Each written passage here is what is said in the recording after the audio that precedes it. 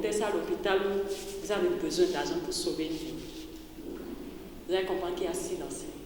Quand on dit être souci, là, ça arrivait, c'est que toi-même tu vois que je vais trouver ça. Parce que c'est ça, c'est des vécus au quotidien.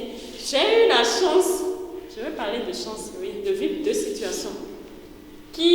La première situation a réveillé en moi ma volonté à vraiment bouger les choses. Sinon, je ne vais pas devant vous. J'allais m'occuper à faire autre chose. La deuxième situation m'a poussé à comprendre que quand tu ne changes pas les choses, tu subis. Quand tu ne décides pas véritablement être grand, quand je parle de grand, je veux parler de grand intérieur, souci te coupe, il n'y a rien à faire. La première chose, c'est une situation où j'avais l'un de mes fils qui était malade. Et dans le temps, n'en parlant pas, c'était pas ça. Financièrement, pas du tout. Donc, je faisais tout à la maison pour que quand même les compter. Parce que la lettre de Togo, elle allait dire, ouais, si on a dit, vraiment, je ne peux pas. Ça n'a pas donné. Il chauffait toujours, je dis, ok, là, il faut qu'on aille à l'hôpital. Et papa m'a donné l'argent, je suis partie. Je suis arrivée là-bas, j'ai remis l'argent, les dames, ils ont fait les trucs, ils ont dit, madame, là, lui, là, on doit hospitaliser encore. J'ai dit, ils ont dit, vous avez encore l'argent à sortir, sinon, on doit faire les premiers soins à l'enfant, sinon votre enfant a la température, c'est pas du tout bon. Je l'ai fait comme ça, je n'avais plus l'argent, j'ai plus d'argent. Bon, on n'avait plus l'argent, comme carrément. Mais de l'aîné, elles ont commencé à m'insulter, j'étais déjà perdue.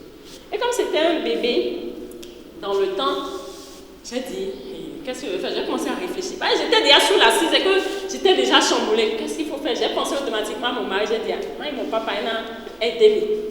Mais je ne pouvais plus prendre encore l'enfant et faire le déplacement. Parce que j'avais déjà dépensé tout ce que j'avais, on avait pris ses. Donc, c'est fini. Les gens ont commencé à me demander. J'ai commencé à donner pardon aux dames de me garder l'enfant. Parce qu'il fallait que je les motive de me garder l'enfant. Ils ont dit, avec tous les enfants qu'on a, avec tous... J'ai dit, pardon, que je vais aller chercher l'argent, que c'est l'argent, que ce que j'ai gardé, je ne sais pas que ça allait demander ça. Et je regarde mon enfant de loin. L'enfant souffrait. Moi, les larmes aux yeux, je suis sortie de l'hôpital. J'ai couru. J'ai appelé celle. Je suis allée dans le boulot de mon mari. J'ai demandé à la dame qui vend en face de me passer l'argent, j'ai payé le zèle. Et je suis allée, mon mari avait quelqu'un là, il recevait des gens quoi. Donc je le suivais, les clients là, quand il est parti, je vais le voir. Le client est sorti, il m'a dit, papa, l'argent ne suffit pas.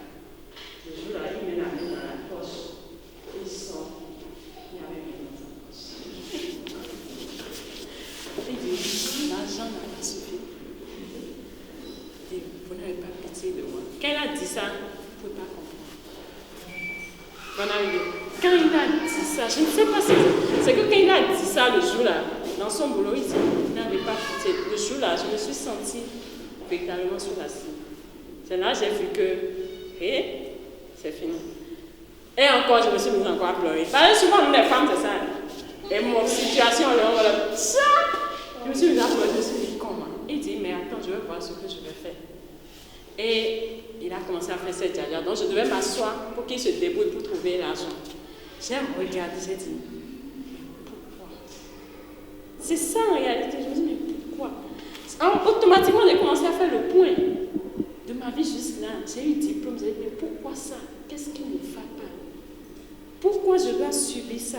Dois-je encore appeler mes parents pour venir m'aider maintenant à prendre en charge mon enfant? C'est que tout ce qui m'a traversé le jour, je me suis dit, il faut que ça cesse. Il faut que ça cesse. Et il est allé, il s'est débrouillé, il a trouvé l'argent. Je ne sais pas comment il a fait. Les hommes, ils aiment être courageux, ils font ce qu'ils peuvent. Et non, ça c'est un peu de temps. L'essentiel, moi j'ai pris l'argent. Je suis revenue, j'ai remis, ils ont traité l'enfant et je leur ai fait le geste. Et les dames, le langage a changé. Oh, quand elles ont vu l'argent, elles s'étaient motivées, elles ont travaillé. J'étais comme ça, je suis rentrée. Mais ça m'a touchée. Je me suis dit, mais waouh! Regarde, je n'ai pas fait ce qu'il faut pour avoir les moyens. C'est ça, les amis. C'est pour ça que j'ai parlé au début de l'engagement. Qu'est-ce que tu veux? Est-ce que tu es engagé? Et juste cette situation a réveillé en moi l'engagement. Je voulais réussir. Quand on me dit, je dis, moi je veux réussir, je vais réussir. Mais je ne faisais pas ce qu'il faut. Je n'étais pas engagée à réussir. Et cette situation m'a... C'est comme on dit, m'a tapé les fesses. Il faut que maintenant tu changes. La deuxième situation dont je vous ai parlé, c'est ma soeur directe qui a son mari qui était toujours malade. Et c'était pas la joie. Et il fallait chercher l'argent à gauche à droite. Moi-même, c'était pratiquement dans la même période. C'est comme si il y avait quelque chose qui voulait vraiment que j'apprenne de ça. C'était toujours dans la même période. Donc quand on a fini, ce cycle est passé, mon enfant est rentré, tout ça. Ma soeur, maintenant son mari tombe malade. On a grandi, c'est vraiment ma soeur, une grande soeur à moi. Son mari, il fallait dépenser, dire est-ce que j'ai l'argent, qu'ils ont bien pris tout ce qu'ils avaient. Moi, j'ai tout fait, c'est ce que j'ai trouvé, ce que papa m'a donné, j'ai jonglé, j'ai envoyé. Et je suis allée à l'hôpital, c'était vraiment pas ça. Il fallait encore trouver. Donc, on n'en avait pas, on a dit si c'est ça, on va rentrer avec le malade à la maison, on va faire ce qu'il faut à la maison. On va négocier et le médecin viendra lui faire des traitements à la maison pour ne plus payer quoi? L'hospitalisation. On est rentré. Le médecin est venu le deuxième jour, j'étais là, il dit qu'il faut qu'il aille acheter médicaments. Il fallait encore chercher l'argent. On cotisait. Le médecin est sorti de la maison pour aller acheter le médicament. Le mari à ma soeur, il a commencé à faire des crises. Le médecin, il est venu au niveau du portail, le mari à ma soeur, ça a été. Le jour-là, je me suis effondrée. Je vous parle encore, j'ai la chair de poule. Je me suis effondrée le jour-là. Parce que quoi? En cas de quoi? C'est la faute à qui? À Dieu? C'est la faute à qui? Le jour-là, je me suis effondrée. Parce que j'ai regardé les enfants, ils ont 4 enfants. Je me suis effondrée. C'est que, parce que le jour où je pleure devant son corps, je viens de dire plus jamais. Ça là, tu viens de me donner un enseignement. Plus jamais, ça passe ou ça casse. C'est ça, c'est ce que vous devez réveiller ça en vous. Ce n'est pas de la théorie, ça doit venir du fond de vous. Et c'est comme ça que vous allez réveiller, comme j'aime bien le dire, ces organes-là en vous. Parce que ces organes, ce sont vos alliés. On va parler, vous allez partir, mais chacun va continuer à mener sa vie.